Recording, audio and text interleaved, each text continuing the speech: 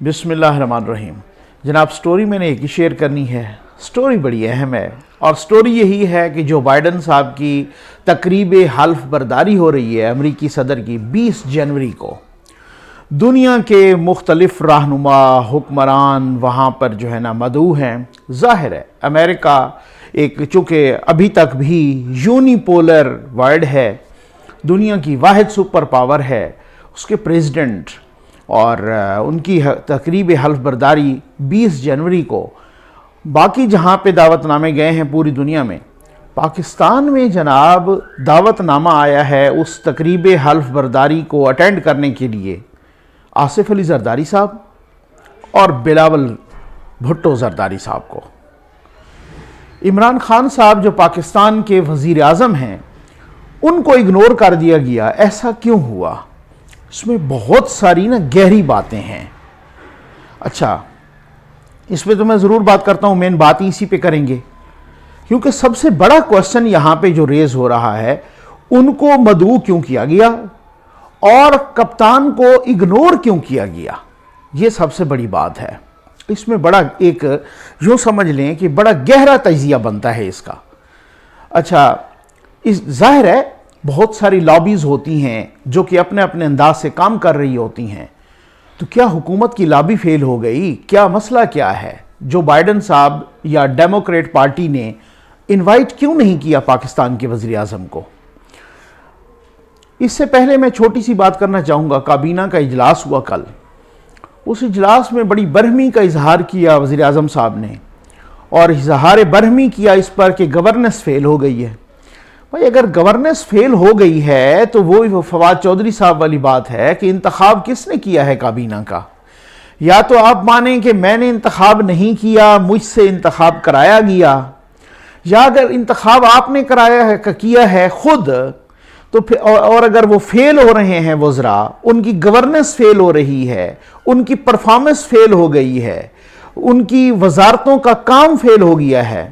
تو پھر آپ مانیں کہ آپ کا انتخاب فیل ہو گیا ہے۔ فواد چودھری صاحب تو کہہ چکے ہیں کچھ عرصہ پہلے ایک غیر ملکی خبر رساں ایجنسی کو انٹرویو دیتے ہوئے، اس انٹرویو پہ میں نے بھی ویڈیو کی تھی اور اس انٹرویو نے بڑا تہلکہ مچایا تھا، ٹھیک ہے، اور یہی اسی وجہ سے کہ جناب انہوں نے کہا تھا کچھ عرصہ پہلے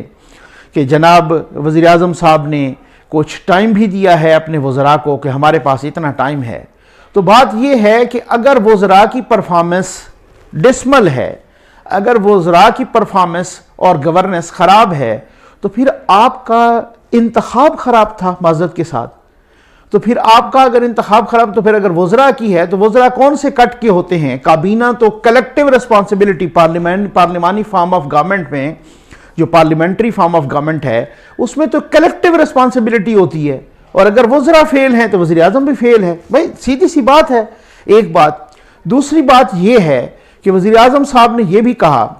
کہ جناب کہ جو بھی پالیسی سے اختلاف کرے گا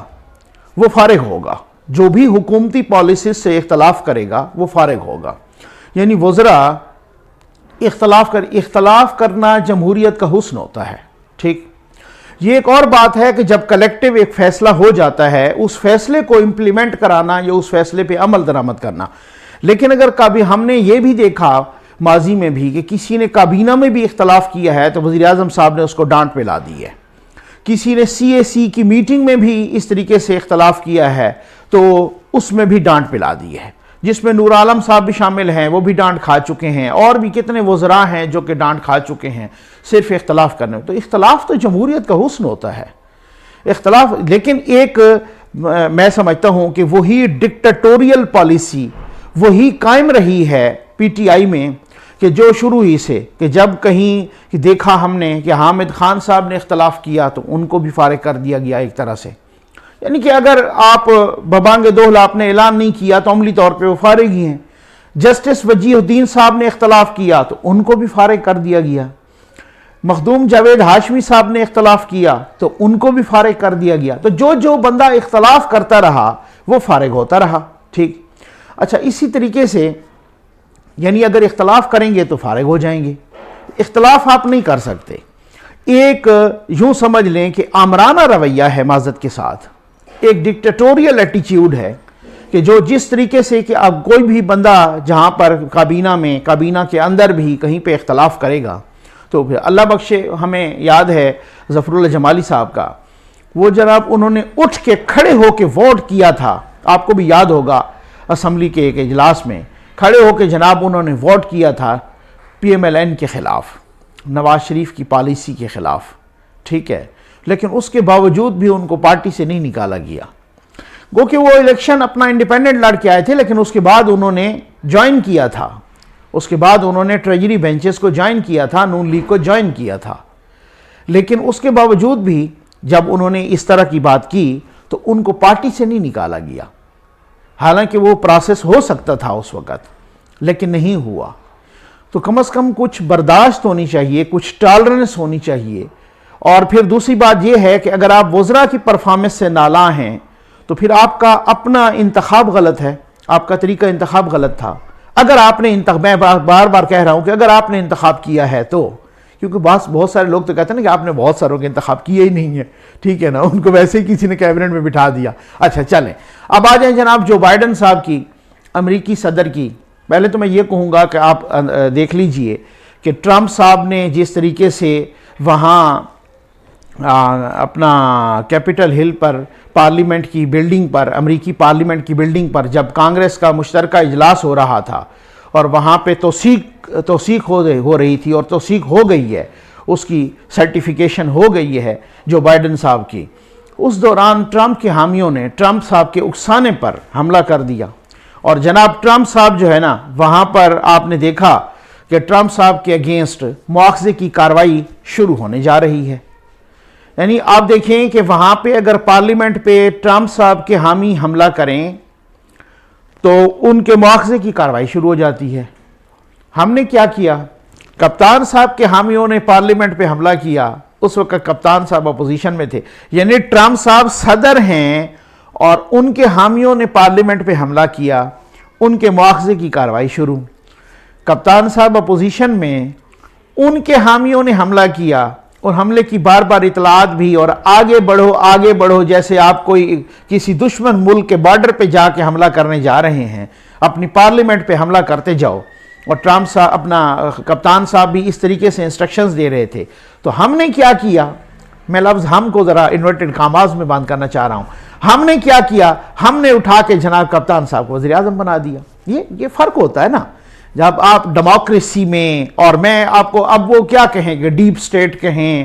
یا آپ بنانا ریپبلک، شاید میں نہیں کہنا چاہوں گا، لیکن ہوتا اسی طرح سے ہے، عام طور پہ بنانا ریپبلکس میں ایسے ہی ہوتا ہے، ٹھیک۔ لیکن ہم نے کیا کیا؟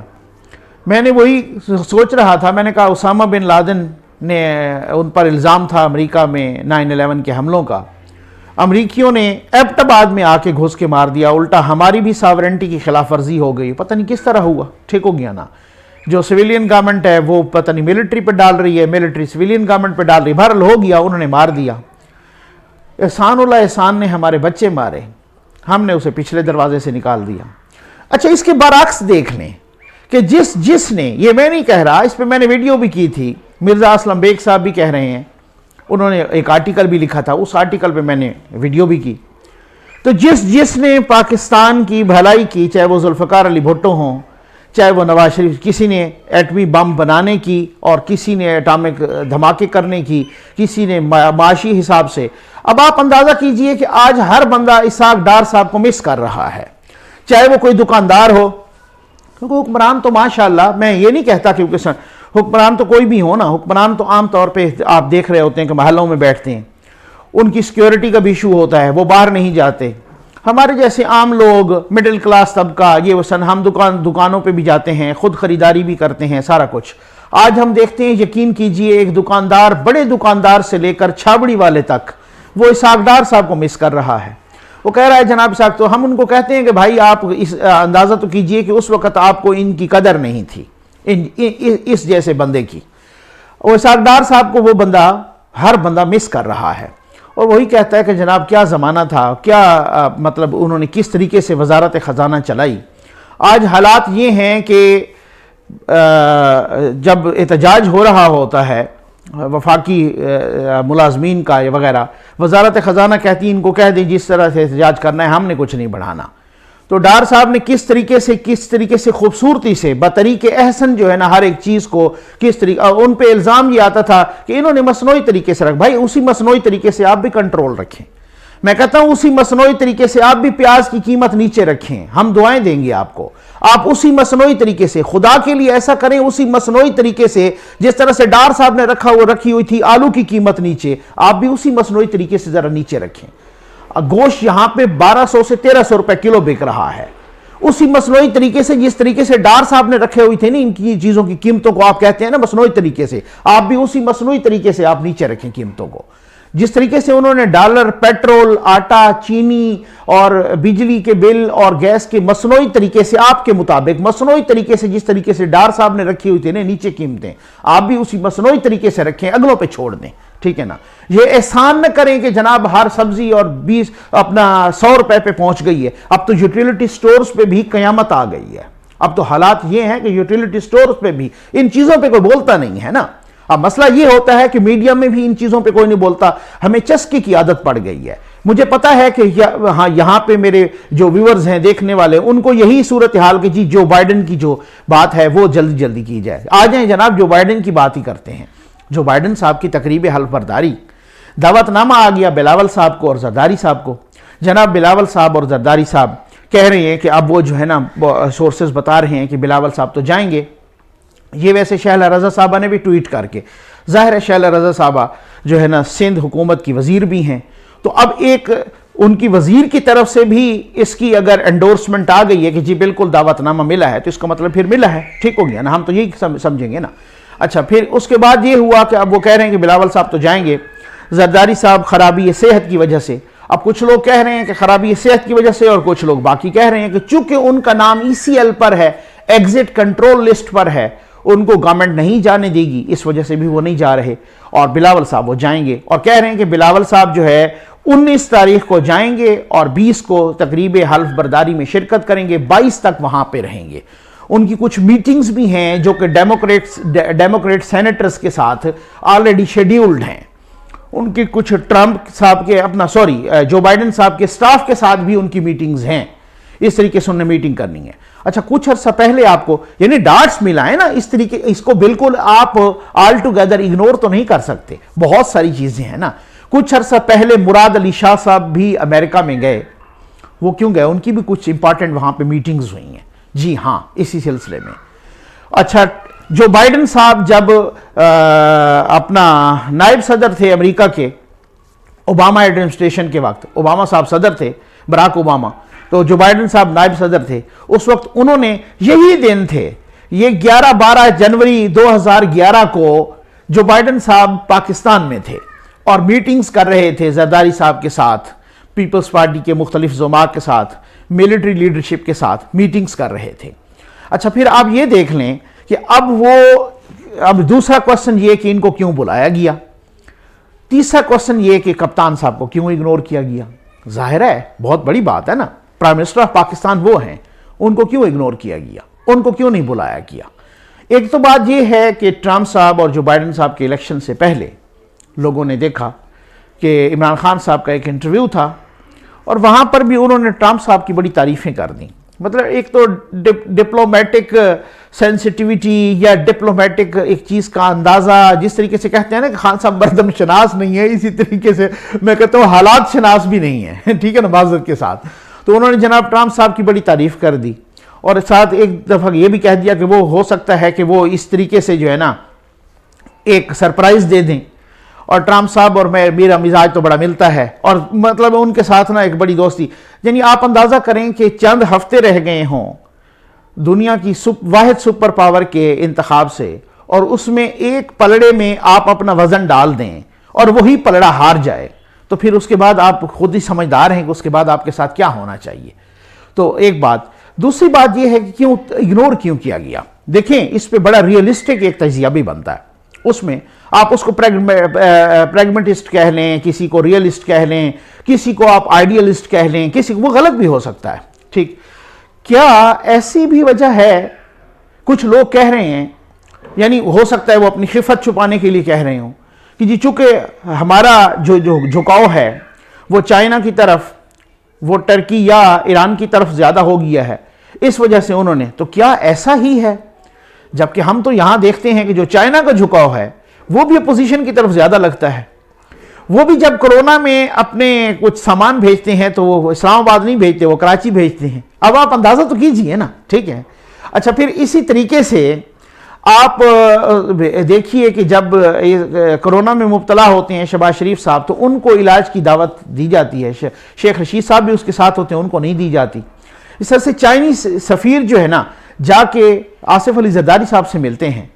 یہاں نہیں ملتے۔ تو اگر آپ کا جھکاؤ چائنا کی طرف زیادہ ہو گیا اور آپ کو اگنور کر دیا گیا تو چائنا تو خود جو ہے نا زیادہ اپوزیشن کو لفٹ کروا رہا ہے۔ بھائی بات تو یہ ہے نا، چائنا تو خود شہباز شریف صاحب کے قصیدے پڑھ رہا ہے، چائنا تو خود جو ہے نا زرداری صاحب سے ملاقات کر رہا ہے۔ تو اب حالات کچھ اس طرح کے سے ہیں کہ آپ کو اپنی بہت ساری پالیسیز جو ہے نا ریوزٹ کرنے کی کوشش کرنی چاہیے کہ جہاں پہ آپ کا فیلئر یہاں پہ پرفارمنس لیول اور گورننس لیول پہ ہے اور آپ خود مان رہے ہیں، وہاں پہ فارن فرنٹ پہ بھی، فارن افیئرز کے فرنٹ پہ بھی آپ کا وہ فیلئر ہے۔ تو کیا یہ سمجھا جائے کہ اس انویٹیشن سے کچھ جو بائیڈن صاحب جیسے ہی قدم جمائیں گے تو پھر اس کا مطلب یہ ہے کہ پاکستان میں بھی اسی طریقے سے تبدیلی کا وہ شروع ہو جائے گا سفر؟ ایک اور بڑی امپارٹنٹ بات ہے کہ کچھ ہو سکتا ہے کہ کچھ اس کے ابھی تک نہیں آئی انویٹیشنز کسی اور کو، اور خاص طور پہ یہ لمحہ اس لیے بھی امپارٹنٹ ہے کہ اپوزیشن میں سے ہی آئی ہے انویٹیشن۔ اور آپ یہ بھی سوچ لیں کہ یہ عام ٹائم تو ہے نہیں، یعنی اس وقت انویٹیشن آئی ہے اپوزیشن کو یا زرداری صاحب کو، بلاول صاحب کو، کہ جب پی ڈی ایم حکومت کے خلاف احتجاج کر رہی ہے، اور وہ پی ڈی ایم کی نو ڈاؤٹ کو پی ڈی ایم سے نکلے تو نہیں ہے، ٹھیک ہے، تو وہ پی ڈی ایم، تو اس کا مطلب یہ ہے کہ کیا ہے کہ اس کے بعد کوئی تبدیلی کا سفر ہے، اس کے بعد کوئی پاکستان میں کوئی، یہ کوشچن میں آپ پہ چھوڑے جا رہا ہوں، اس کے بعد کیا اگر تبدیلی کا سفر ہے تو پھر کپتان کے لیے یہ کوئی نیک شگون تو ہے نہیں، تو پھر کیا صورتحال ہے؟ ایک بات۔ دوسری بات یہ ہے کہ ظاہر ہے جب یہ انویٹیشن آئی تو کیا انویٹیشن یہ ایویں ہی باروں بار تو نہیں آ گئی ہوگی، اوپر سے تو نہیں آ گئی ہوگی۔ اس انویٹیشن میں کوئی ظاہر ہے اگر ان پٹ نہیں تو کچھ نہ کچھ حوالے سے ظاہر ہے ان کو مزاج کا پتہ، سارا کچھ، کنٹرول ٹاور کے بھی مزاج کا پتہ ہوگا۔ تو یہ بہت سارے کوسچنز ہیں جو اس انویٹیشن نے جنم لیے ہیں کہ کیوں اگنور کیا گیا، کیا کوئی ذاتی رنجش تھی، کیا کوئی خفگی تھی، کیا کوئی پالیسی میٹرز کی رنجش تھی، کیا کوئی کسی طرف جھکاؤ ہونے کی وجہ سے؟ اور اگر یہ کہیں کہ آپ کا تو ایران کی طرف جھکاؤ ہے تو بہت سارے انٹرنیشنل ایکسپرٹس کہہ رہے ہیں کہ جو بائیڈن صاحب کا تو خود ایران کی طرف جھکاؤ ہے، تو آپ کی جو باقی آرگومنٹ ہیں وہ اسی طریقے سے ہی ان کی ریبٹل ہو جاتی ہے کہ آپ کہتے ہیں کہ ہمارا ایران کی طرف زیادہ جھکاؤ ہے۔ تو جو بائیڈن صاحب کے بارے میں مشہور ہے کہ کیونکہ اوباما صاحب نے ہی تو ان کے ساتھ وہ کیا تھا معاہدہ، اور پورے انٹرنیشنل سینیریو میں آپ دیکھ لیں کہ جو بائیڈن صاحب کا بھی جو مطلب ایک گوشہ as compare to that of Trump وہ بہت نرم ہے ایران کی طرف۔ تو وہ وجوہات نہیں ہو سکتی، یہ کچھ وہ وجوہات ہیں کہ جس وجہ سے آپ فارن پالیسی فرنٹ پر بھی آپ کو اتنی کامیابی نہیں ملی۔ اور یہی ہے کہ جناب کچھ عرصہ پہلے جو احسن اقبال صاحب کا ٹویٹ تھا اس کو پاکستان میں امریکی سفارت خانے نے کس طریقے سے ری ٹویٹ کیا تھا، اور وہ ٹویٹ کپتان کے خلاف تھا۔ وہ بعد میں گو کہ ڈیلیٹ ہو گیا تھا لیکن بھونچال بہت بڑا آیا تھا۔ امید ہے آپ کو ویڈیو پسند آئی ہوگی۔ آپ کا بہت بہت شکریہ۔